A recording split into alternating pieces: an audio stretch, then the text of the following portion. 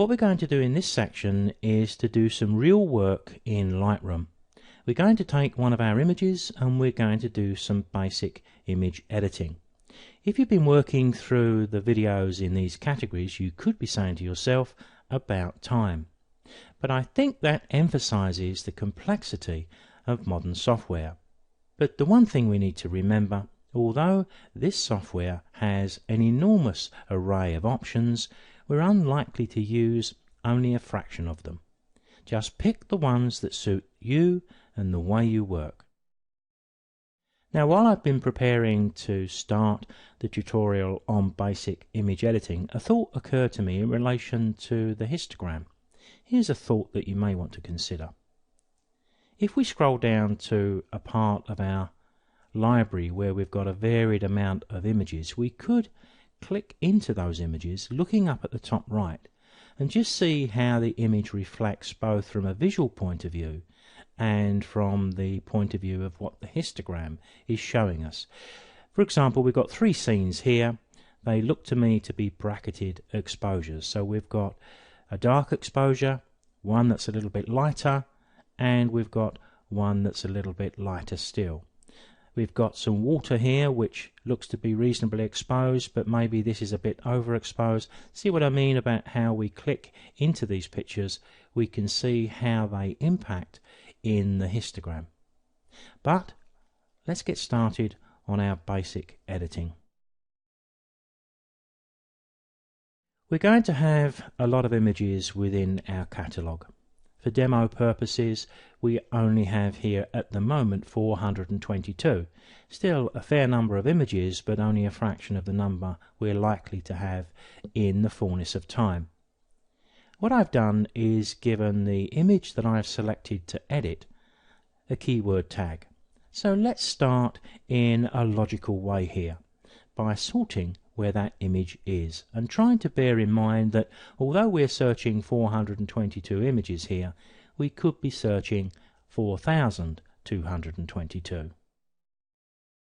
So before I make a start here, I'm going to make sure that I've selected my 2014 catalogue so I can do a search throughout all 422 images. Now I can go up to the top of the screen and select my text search option. And in this box over here, all I'm going to put there is basic editing, which is what I gave the keyword to. And there we have the image. If I select the image, all I need to do now is to go to the develop module, but I can do that by hitting the D key as well. We're in the same position we was before. Do I need the panel at the top of the screen, at the bottom and the left now?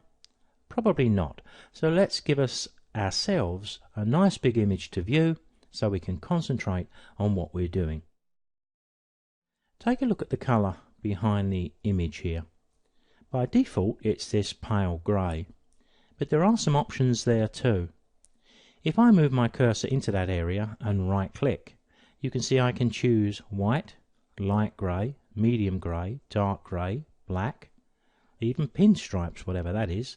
What I'm going to choose is dark grey. I like to look at my images like that, but it is a personal preference. But it's nice to know we can look at the images in this way. If we were preparing an image for projection in a darkened room, for example, we may want to right click and choose black. It does give us some idea of how the image may be seen on a screen and whether dark areas of the edge of the image may be lost. Right click, dark grey. So let's move over and take a look at the histogram briefly and then move down the list. I'm going to come back to these options a little bit later on. I'm going to deal with them as individuals because they are complex image editing tools in their own right, and I think we need to deal with them almost on an individual basis. So where do we start when we open up an image into the develop module? Well, the first thing perhaps is to look at the histogram. We don't need to study it to be able to see that there's a problem with the highlights here. We can see the mountainous shape reaches the left hand side pretty good, but it tapers off about 2/3 of the way across on the right hand side, so it looks like we need some more whites or highlights within the image. Now what will that do to the image? It's going to increase the contrast. When we increase contrast, we increase the appeal of the image, and we even start to increase the view that the image is sharper. Now remembering we've got the clipping warnings to help us if we want, I'm going to turn on permanently the highlight clipping warning. Now we can see there's no warnings appearing like one I demonstrated previously, which was a little bit overexposed. But I'm going to start my manipulations probably by looking at the whites. Now as I mouse over that little slider there, you can see the area in the histogram that we're going to affect, and if I move to the highlights we can see that area there. Let me click and move that to the right, and you can see how I'm brightening up that image quite a bit. I'm also going to add a little bit of white here, but if I go too far you can see what starts to happen. Now you can see why that histogram is so useful, and why the clipping warning is there to just give us a helping hand. Now when I get these issues happening to me, what I tend to do is to just click what caused the problem in the first place and start to drag it back.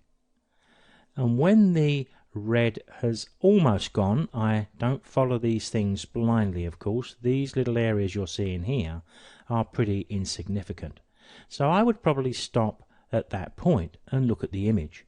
Sometimes we may feel that even though there's no red showing at all, we want to come back even further. That's why I said in the histogram section we need to keep an eye on the histogram but not follow it blindly. In this instance here, if I turn off that warning just for a moment and tweak that up a little more, do I like the image a little bit brighter? I think I do. So if I put the clipping warning on, I can see that I'm still not losing anything in the main upright that falls down the center of the image. So I could afford to go perhaps a little further if I wanted to squeeze even more light in, and I think when we get to that point we've reached the limit. Incidentally, if you want to move these sliders much smaller than a click and drag, then place your cursor, see the click and drag, or you get two double arrows there, you can click and drag, but you can just click into those boxes, and you can use the up and down arrows, and I'm just tapping my down arrow, and you can see I can take that away in stages. If I click the up arrow and just hold it, it just keeps going up. I find that quite a useful way to adjust images from time to time to get the image to a limit where I'm going to say that's where I'm going to stop. And this little tip here works in many other software packages too. Let's get rid of our clipping warning now.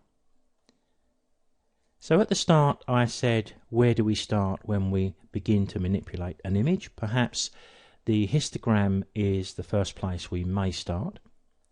We can still fix the histogram and still decide that perhaps we want a little bit more or less exposure. Remembering that we can always go back and change these things, it's not a problem. Remember, double click the little slider and it'll snap back to where it starts from. So if we start a basic manipulation by hitting the obvious first, then we just think to ourselves, what do I want to fix next? And we always keep in mind we're working in a non-destructive way. If I have to move that highlight slider or my white slider 10 times, I'm not having any detrimental effect on the image at all, because I'm working from a raw file, and until we export the file, everything we do is going to be fluid. One of the great tools in Lightroom is the clarity slider, and that's where I'm going to go next. Once again, we can click and drag, go up here, click and drag, put the cursor in the box. Sometimes to get an effect though, I like to move my cursor way down here and click and jump to that position. Then I double click while looking at the image so I can more easily evaluate the actual changes that I'm making. We get a sort of before and after here. And I quite like the effect of that, particularly on that building. So I'm going to squeeze quite a bit of clarity into this image. What do I want to do next? Well, I'm going to add some vibrance. Vibrance is a little bit different to saturation, and you'll soon get used to the two tools. In the vast majority of cases these days, I rarely use saturation. I find the vibrance, and I'll do the same as I did with the clarity, step it up in one jump, look at the main image. There you can see blues tend to be affected a lot more than other colours, and sometimes that's a problem, and if I can remember, I'll try to explain how we can deal with that, and I'm sure I will. But here I can back off a little bit, but I do want some nice rich colour there, and that I'm reasonably happy with. I don't think we need to add any saturation on top of the vibrance. I think we've got plenty already. Now this is basic editing, so I could quite easily end this exactly where we are. I'm not going to do very much more to this image because I think it's probably got as much impact as we're going to squeeze out of it. Just a quick word about the temperature and the tint control at the top of the screen. I think a good way of describing these two tools is to think of the temperature as a creative slider and to think of the tint as a corrective slider. If we had a colour problem within the image, we may need to use the tint control to change it. But we're rarely going to use it for any other reason. For the obvious you can see here as I move it a little bit one way or another. I'll double click that to reset it. So that could be considered corrective.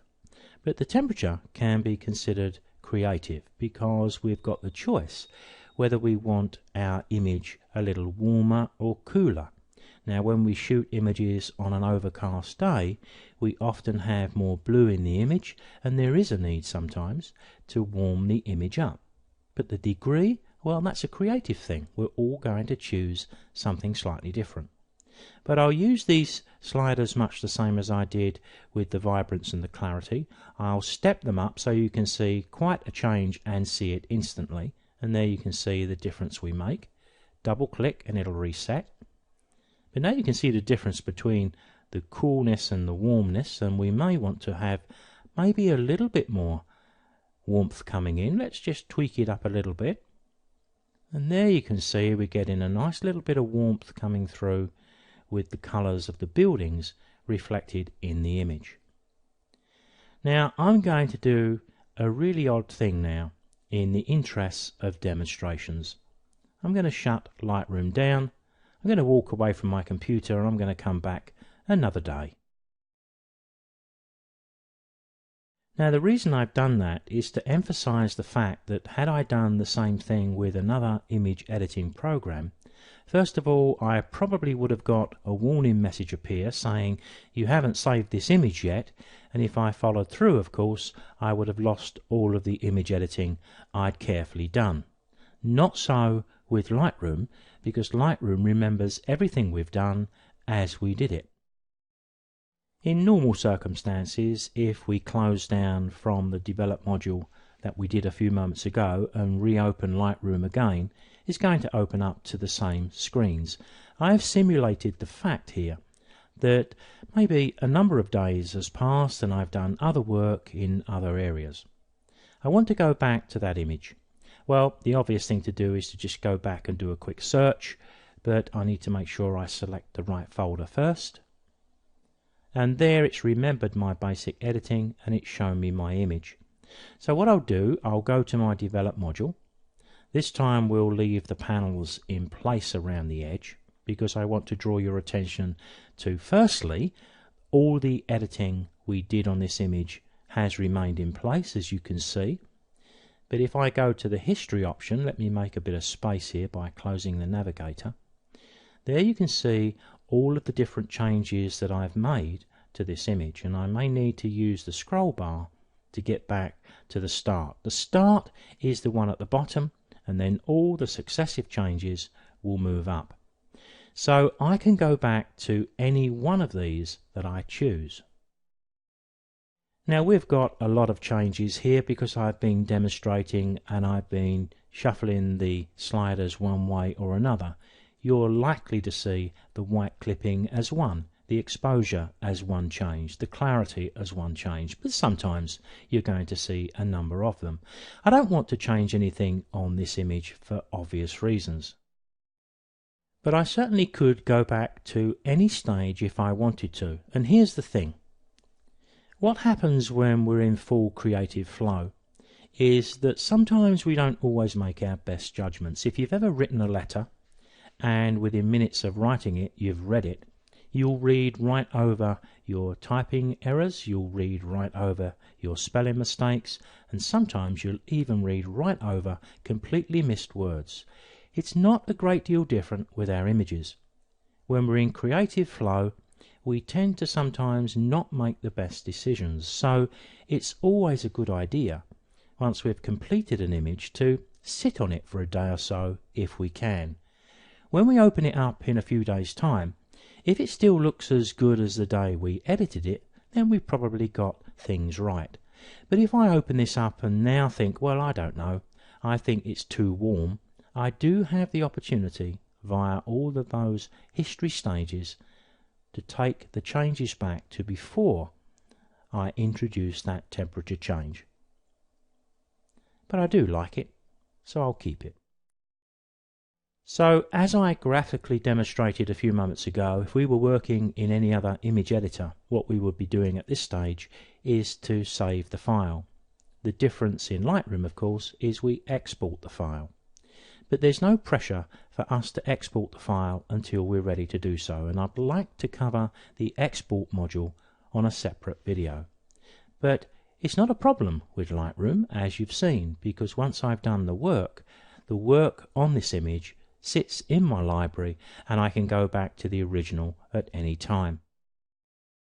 Let me go back to the library module just for a moment to finish off this section of video, and I'll click none in my search parameters, so we go back to where the image is located. If I wanted to reset everything back to where we started from, in other words go back to the raw defaults, I can right click the image, choose develop settings and reset the image, and I can go right back to square one, which would have been achieved in the history palette as well. But of course here I could be doing this for a whole group of images, not just one.